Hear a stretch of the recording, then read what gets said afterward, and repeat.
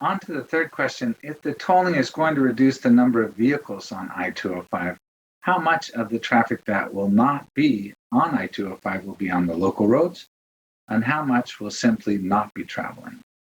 Is there any data to show that there will be an actual reduction in total traffic volume, those on I-205 and local roads combined? Thoughts on that, Chris? Yeah, you want me to take a stab at this? Yeah, what Mandy presented earlier showed that there was some shift away from people driving alone in their cars to taking other modes. There was some shift to basically not making the trip. You know, some folks did something else, changed their destination so they didn't need to use the bridge. If they were going grocery shopping or something, they went the other direction to a store. It wasn't a huge shift because, you know, this in the context of the regional system, this is it's an important link, but it's a pretty short piece of the regional system. So it didn't affect total regional trips all that much in terms of what our modeling showed. It did show a little bit of shift. But I do have to say that in some of the more congested times, particularly the PM peak, it actually attracted more trips to I-205 and took some traffic off the local roads because it provided such a better traveling experience for the driver with the improvements.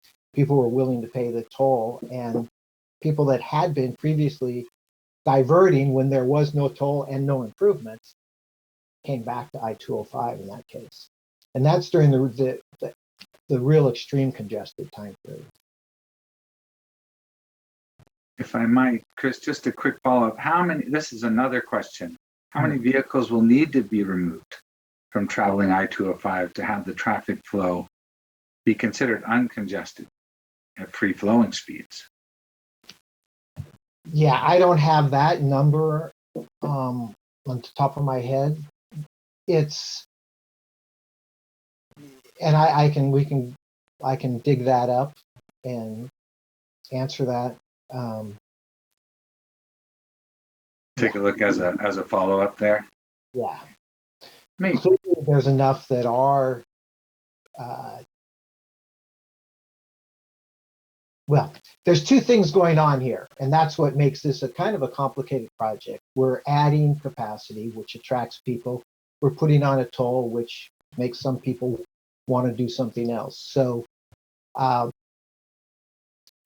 both of those forces come together, and in some cases, some time periods, we're having people that reroute off of 205, and in some of the real congested times, they're actually taking 205 because it's a better option, even with paying the toll. But as far as that exact number, I'd have to go look at it.